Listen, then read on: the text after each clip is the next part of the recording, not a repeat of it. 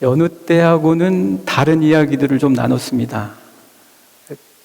예전에는 가면 자녀들이 어떻게 자라냐, 자녀들이 공부 잘하냐, 건강하냐, 뭐 이런 얘기들을 주로 했습니다. 이번에 갔을 때에는 건강 조심해라. 누가 수술 받았다더라. 누가 아프다더라. 그러니까 건강 잘 챙기고 꾸준히 운동해라. 이런 얘기가 주를 이루었습니다. 동기들이 모였을 때.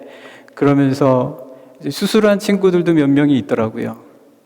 대부분 보면 심장 수술을 많이 했습니다. 자다가 갑자기 마비가 온 거죠. 막힌 거예요. 막혀서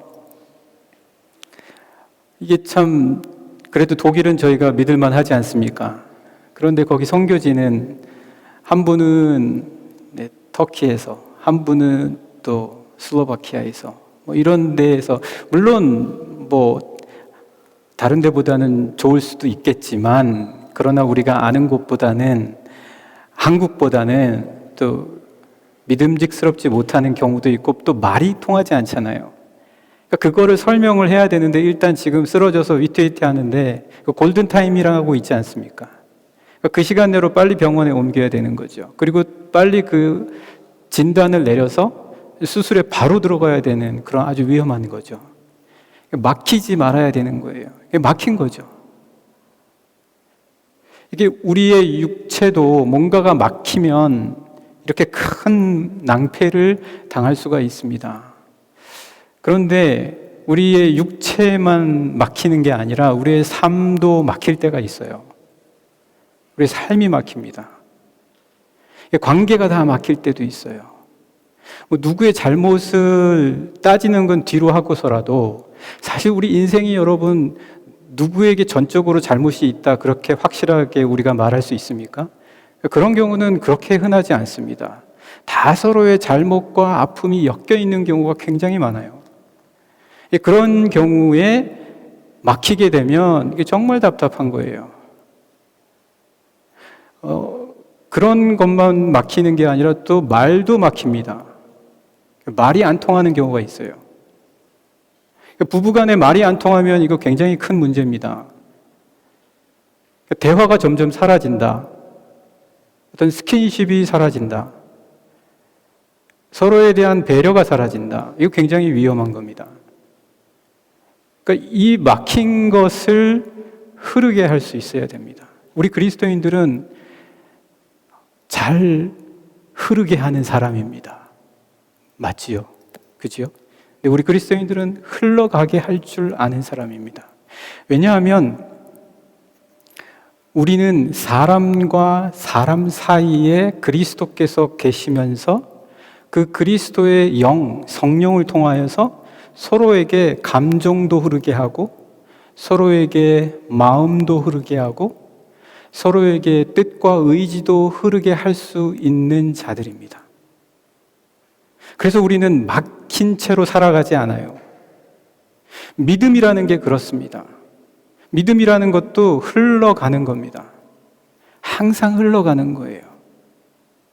그래서 우리 그리스도인들은 늘 생각해야 됩니다. 우리 삶이 어딘가에 막혀 있지는 않은가? 내 믿음과 사랑과 소망이 잘 흘러가고 있는가? 흘러가는 것은 단순히 우리의 피와 물만이 아니라 우리의 영적이고 지적인 것들까지 다 흘러간다. 이거를 잘 알고 있어야 된다는 거죠. 이거는 흐르는 게 아니다 라고 생각하는 게 아니라 이것도 흐르는 거다라고 생각해야 자꾸 흘려보내려고 하는 거예요. 그래서 바울이 디모데에게 이렇게 얘기하지 않았습니까? 디모데야, 너에게 있는 믿음이, 그 순결한 믿음이 흘러온 거야. 너에게 흘러온 거야. 너의 외조모와 너의 어머니로부터 흘러온 거지 너 안에서 갑자기 생겨난 게 아니다. 한번 잠깐 말씀 보실까요? 네, 디모데 후서 말씀 잠깐 보시겠습니다.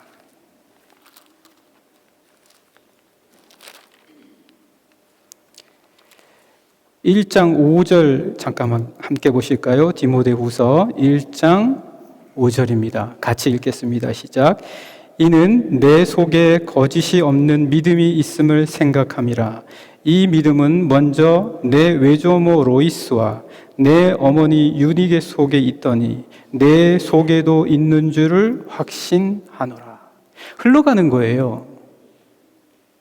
그러니까 우리 삶이 굉장히 중요합니다. 나에게 분노가 가득하면 분노가 흘러가요. 내게 의심이 가득하면 의심이 흘러가는 거예요. 자연스럽게 그런 환경적 요인이 있다고 하지 않습니까? 부부끼리도 그런 영향을 주고받는 거예요. 그러나 믿음이 내 안에서 흘러가게 하면 나의 가정에서 내 사랑하는 자녀에게, 나의 아내와 남편에게 이런 믿음과 사랑들이 흘러가는 겁니다. 그러니까 우리는 그걸 알아요. 그래서 그거를 어떻게 흘려보낼지도 아는 사람들입니다. 이게 흘러가지 않는 것도 참 놀라운 일이에요. 오늘 저희가 좀 말씀을 좀 더 보고자 하는데 마가복음 6장을 한번 보실까요?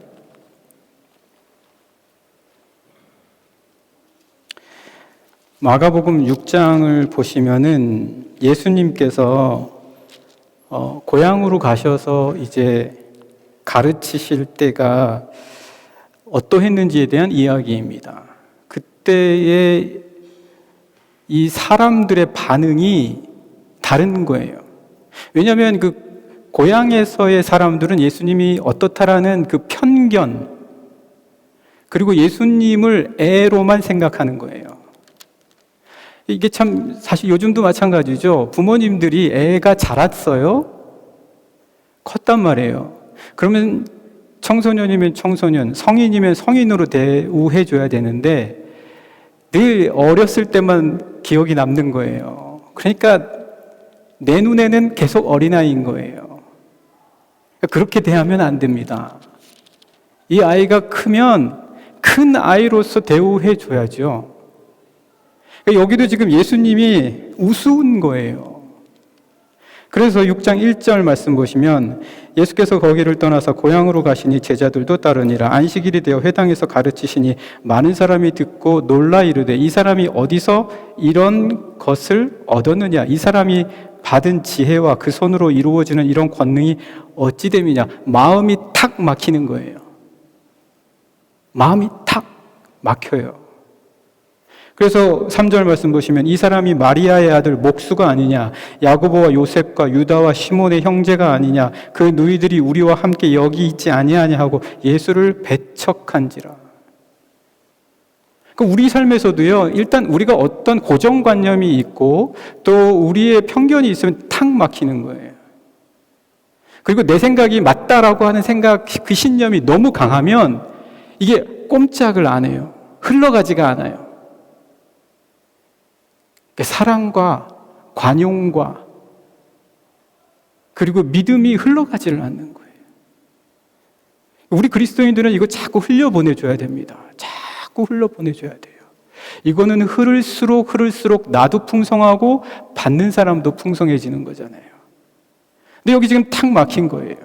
그래서 4절 계속해서 보시면 예수께서 그들에게 이르시되 선지자가 자기 고향과 자기 친척과 자기 집 외에서는 존경을 받지 못함이 없느니라 하시며 거기서는 아무 권능도 행하실 수 없어. 이게 좀 이상하죠. 아니 왜 주님이 권능을 행하실 수 없으십니까? 주님이 하나님이신데, 하나님의 아들이신데. 그러니까 이거는 주님은 그 사람의 영혼이 자유의지로서 스스로 기뻐하며 받아들이지 않으면 주님은 강제로 하지 않으신다는 거예요. 우리의 믿음과 사랑과 소망의 가치도 그래요. 그가 받아들일 수 있도록 우리가 흘려보내줘야지 되는 거예요. 내 안에서 그를 바라볼 때, 상대를 바라볼 때에 흘러가서 받아들일 수 있도록 하지 않으면 결코 받을 수가 없어요. 굉장히 중요합니다. 흘려보내는 것. 그래서 아무 권능도 행하실 수 없어. 다만 소수의 병자들에게 안수하여 고치실 뿐이었고 그들이 믿지 않음을 이상히 여기셨더라. 야, 내가 너한테 해줄 거 다 해주고 너를 위해서 이만큼 지금까지 애썼는데 너 왜 이 모양이냐? 저 사람은 왜 나에 대해서 내가 정당한 거를 대했는데도 나에게 왜 이런 식으로 대우하냐? 내 안에서 흘러가는 게 없기 때문에 그런 거예요. 내 안에서 흘려보내야 됩니다. 주님이 여기서 어떻게 말씀하십니까? 믿지 않음을 이상히 여기셨다. 이상히 여기셨다는 것은 놀라워하셨다는 거예요. 놀라워하셨다는 것은 다른 의미가 아니라 야, 이렇게 분명한데도 받아들이지 못하는구나. 이렇게 그들을 위한 역사를 보여주는데도 믿지를 않는구나. 이렇게 놀라워하셨다는 거죠. 그러니까 우리들의 삶에서도 흘려보내줘야 됩니다. 흐를 수 있게 해야 됩니다. 그들이 주님을 받아들이지 못했을 때에 아무리 놀라운 일들이 그 주변에 벌어지더라도 이거를 인정하지 못하는 거예요. 그래서 오늘 우리들의 본문으로 다시 돌아오면 사도 바울이 지금 고린도 교회하고 사이가 안 좋아요. 사이가 안 좋아요. 그래서 고린도 교회에게 편지를 보내지 않습니까? 고린도 교회에 가기 전에. 그게 고린도 전서와 후서죠. 이게 아무래도 아마 사도 바울이 4번에서 5번 선교 여행을 떠났다고 하지 않습니까? 그 가운데 아마 3번째의 여행, 선교 여정을 떠났을 때 지금의 터키의 아시아 쪽에서 유럽에 있는 고린도 교회에 보낸 편지라고 여겨집니다. 관계가 회복이 안 되는 거예요. 관계가 회복이 안 되니까 그 관계를 회복하고자 보낸 편지인데 그는 누구보다도 흘러보내야 된다는 것이 너무 중요하다는 걸 알았습니다. 그래서 어떻게 이야기합니까? 오늘 본문으로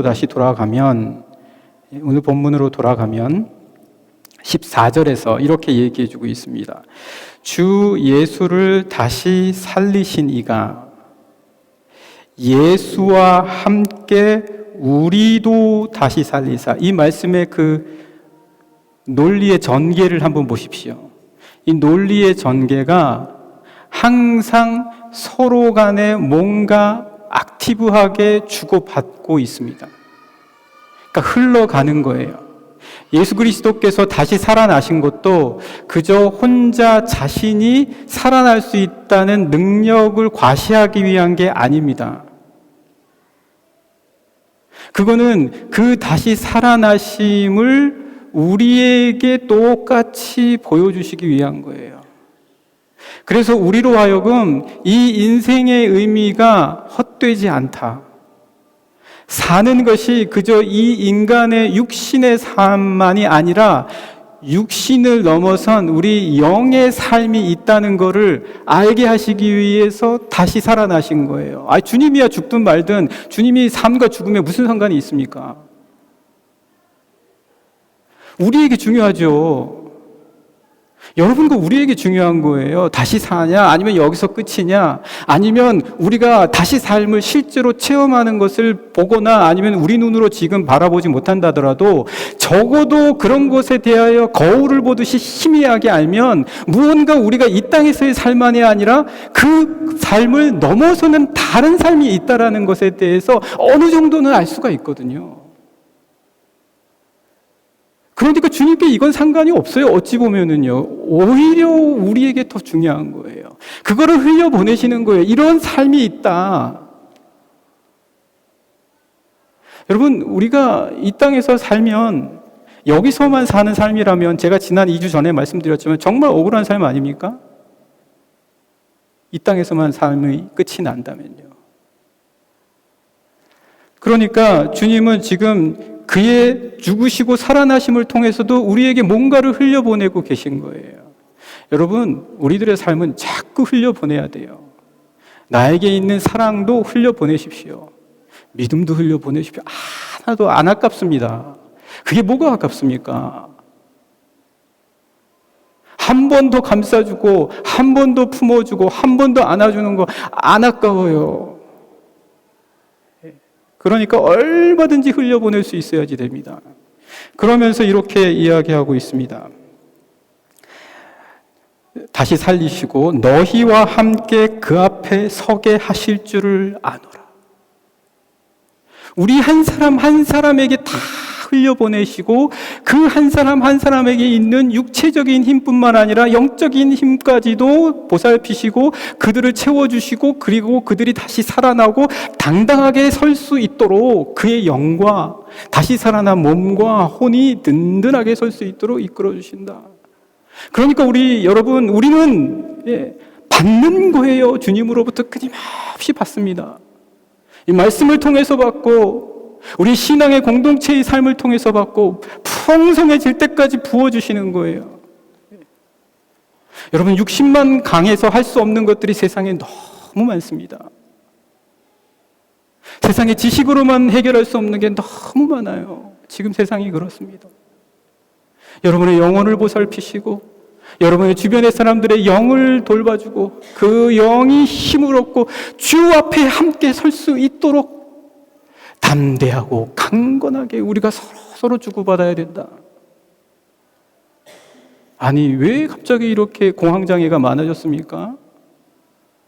왜 이렇게 사람들이 사람을 서로 두려워해요? 무서워해요? 피해요 어떨 때는. 우리의 영이 그만큼 너무 쉽게 상처도 받고 너무 쉽게 상처도 주고 너무 힘든 거예요.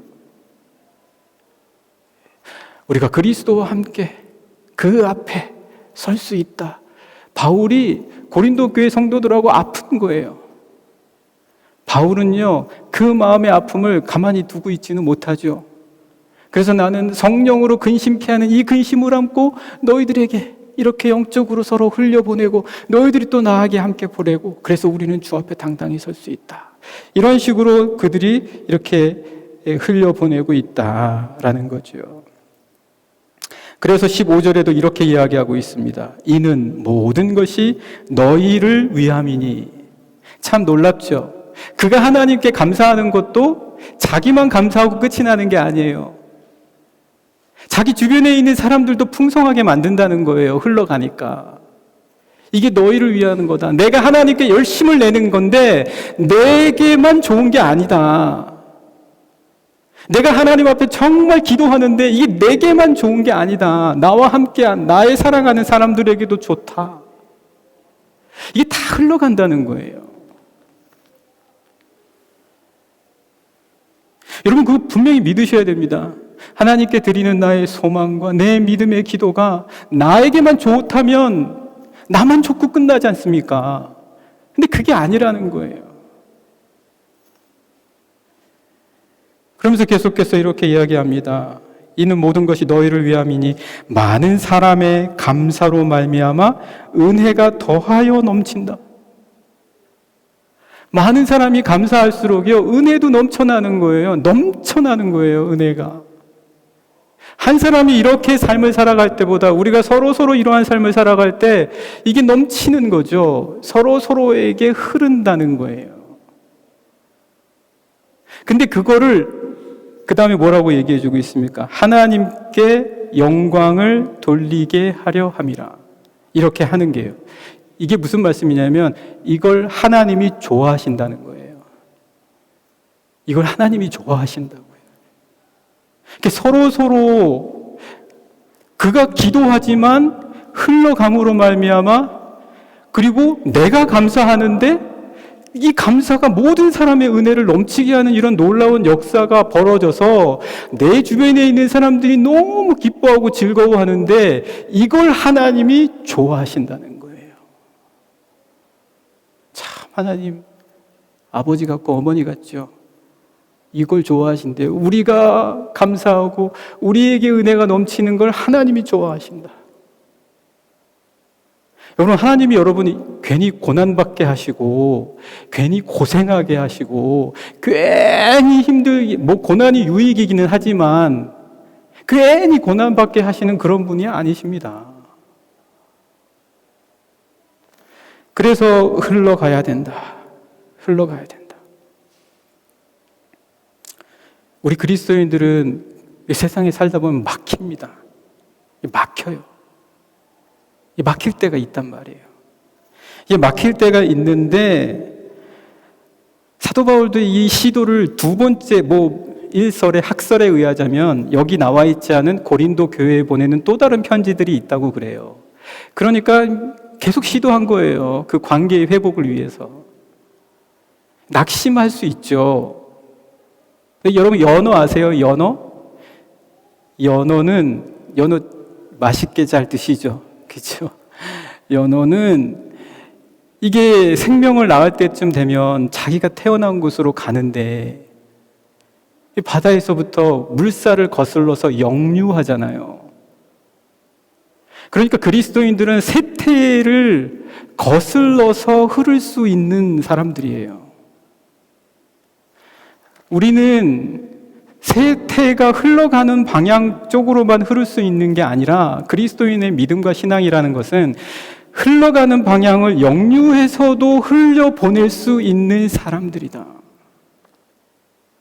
우리에게는 그런 영적인 능력이 있다는 거예요. 그리스도께서 우리에게 보여주신 믿음은 세상이 다 이리 가도 옳은 길, 하나님께로 가는 길, 모두에게 은혜가 넘치는 길이 있다면 그 길로 걸어갈 수 있도록 내 안에 힘을 부어주시는 게, 그렇게 흘러갈 수 있게 하시는 게, 그게 바로 우리 하나님이 우리에게 흘려보내주시는 힘이다라는 거죠.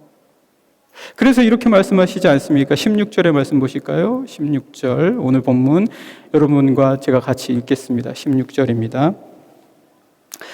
그러므로 우리가 낙심하지 아니하노니 우리의 겉사람은 낡아지나 우리의 속사람은 날로 새로워지도다.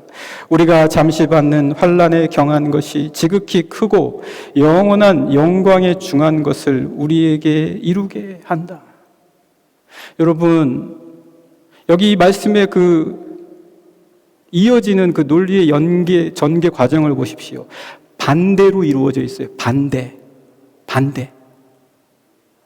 그러니까 사도 바울이 지금 말해주고 싶은 게 반대의 힘이에요. 뭘 반대한다 그런 거 말고 지금 우리 삶과 상황의 반대 속에서도 막힘이 있을 때 그것을 넘쳐나게 흘러갈 수 있는 능력.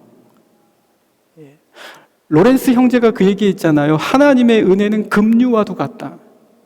급류는 막히면 또다시 길을 열고 흘려보내는 거예요. 이 하나님의 은혜는 막힐 때 거기서 주저앉는 게 아니라 또 흘러갈 길을 만든다. 오늘 여기 말씀을 보십시오. 우리가 낙심하지 않으니 우리의 겉사람은 낡아진다. 우리의 상황이에요. 우리의 삶이에요. 여기에 낙심하지 않는다는 거예요. 그러면서 반대를 얘기해요. 반대. 우리의 속사람, 겉사람과 반대잖아요. 속사람은 새로워질 수 있기 때문에. 여러분, 우리 겉사람은 물리적인 흐름으로 따라가면서 주름도 하나 늘고 고생을 하면 할수록 팔의 힘도 빠지고 근육도 연약해지는 거예요. 속도 하나씩 둘씩 병이 생기고 60세, 70세 되면 연약해질 수밖에 없는 게 모든 사람이 가는 길이에요. 그러나 우리 속사람은요, 달리 갈 수 있다는 거예요. 다르게 흘려보낼 수 있다는 거예요. 그렇게 흘려보낼 수 있는 영적인 능력과 파워를 그리스도께서 우리에게 주셨다라는 거예요. 어디든지 부딪히면 또 돌아서 넘어갈 수 있는, 흘려보낼 수 있는 힘이 우리에게 있다. 여러분들은 그런 정말 엄청난 영적인 힘을 받으신 분들이에요. 어디에도 막힘이 없는, 여러분이 가진 소망, 그 소망이 누구를 어떻게 살릴지, 누구에게 힘을 줄지, 누구의 영혼에게 격려를 할지, 누구를 위로할지, 우리 이렇다라는 거죠. 그래서 우리에게는 이 환난이 경해요. 환난이 경해요. 우리가 그것을 넘어서는 것을 바라볼 때는 영광이 너무너무 크니까. 그 영광을 계속해서 묵상하다 보면 하나님과의 관계의 그 기쁨이 정말 내가 당하는 고난을 이기게 해요. 이상하죠. 정말 고난이 때로는 힘들고 기다림이 너무너무 길 수가 있어요. 내가 바라고 원하는 것들에 대한 것들이. 때로는 응답이 주어지지도 않을 수 있어요. 그런데 이것을 마치 경한 것처럼 여기면서 소망을 갖고 살아나가는 힘이 어디에서 생기냐는 거죠. 막혀 있으면 안 돼요. 도저히 그렇게 못해요. 근데 이게 열려서 그리스도 예수로부터 계속해서 풍성하게 내가 그분으로부터 공급받는 영적인 힘이 있고 내가 또 흘려보낸다라는 얘기죠. 그런데 정말 작은 거인이라는 그 얘기 들어보셨나요? 제가 어렸을 때는 그런 가수가 있었습니다. 김수철이라고. 작은 거인. 말이 좀 웃긴 거잖아요. 작은데 거인이다. 그런 작은 거인, 이 사도 바울이 작은 거인입니다. 그는 약했죠. 병도 있었고요. 제대로 앞도 못 봤죠. 사람들에게 말에 힘이 없다라고 무시당했죠. 그리고 사람들로부터 인정도 못 받았어요. 그런데 오늘 그 사람은 거인입니다. 거인이에요. 오늘 우리에게 바로 이러한 것이 있다. 그러면 이게 도대체 어디에서부터 비롯되는 힘이냐? 보이지 않는 것을 볼 수 있는 힘이에요. 한번 말씀 보실까요? 18절 말씀입니다. 오늘 본문 고린도후서 4장 18절 말씀 같이 보시겠습니다. 18절 같이 읽겠습니다. 시작. 우리가 주목하는 것은 보이는 것이 아니요 보이지 않는 것이니 보이는 것은 잠깐이요 보이지 않는 것은 영원합니다. 아니 아브라함에게 하나님께서 밤중에 데리고 나가서 지금 같이 있던 롯이 떠나갔어요. 아브라함 얘기 다 아시죠? 그죠? 창세기. 그리고 자기 곁에서 떠나갔으니까 마음이 좀 씁쓸하고 눈에 보이는 좋은 땅을 다 가져갔어요. 롯이. 아브라함이 마음이 좀 씁쓸했겠죠. 근데 하나님께서 바깥으로 데리고 나가셔서 창세기의 말씀에 그렇게 기록이 되어 있어요. 하늘을 봐라. 하늘을 보면 뭐가 보입니까? 별이죠. 그것만 보면은 보이는 것만 보는 거예요. 근데 아브라함은 그거를 봤는데 하나님의 말씀을 봤다는 거예요.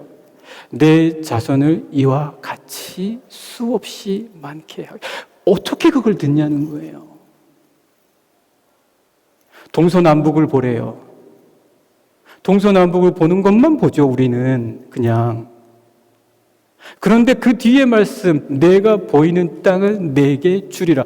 여기까지 듣는 거예요. 그러니까 그는 보이는 것이 아니라 보이지 않는 것을 주목할 수 있는 영적인 파워가 있었다는 거예요. 모든 사물을 바라볼 때 두 종류의 사람이 있어요. 그냥 보이는 것만 보고 마치는 사람이 있어요. 그런데 보이는 것만이 아니라 보이지 않는 것까지 보는 사람이 있어요.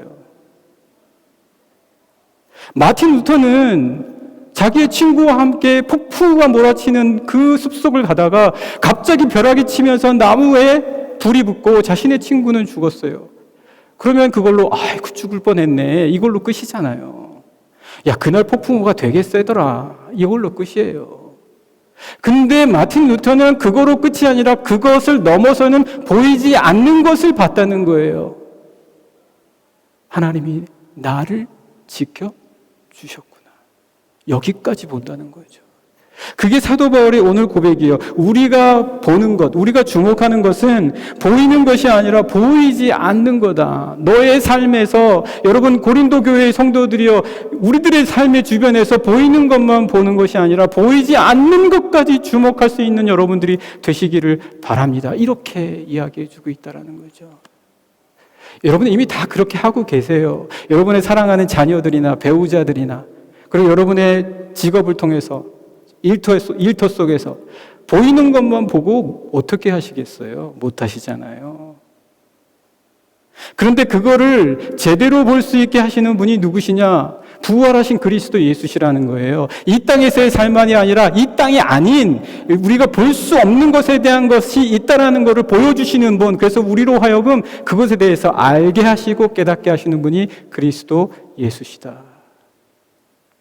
사랑하는 영락의 성도 여러분, 이러한 것들을 다 보시고 그리고 여러분에게 주신 하나님의 이 놀라우신 영적인 능력들을 흘려보내실 수 있는, 그래서 여러분들은 열려있는 믿음과 신앙의 삶을 사시는 우리 귀한 영락의 모든 성도님들이 되시기를 간절히 소망합니다. 우리 그래야 합니다. 그러면서 나아가는 겁니다. 이 세상의 삶이 여러분, 누구는 잘 살고 누구는 못 되고 그게 전부가 아니에요.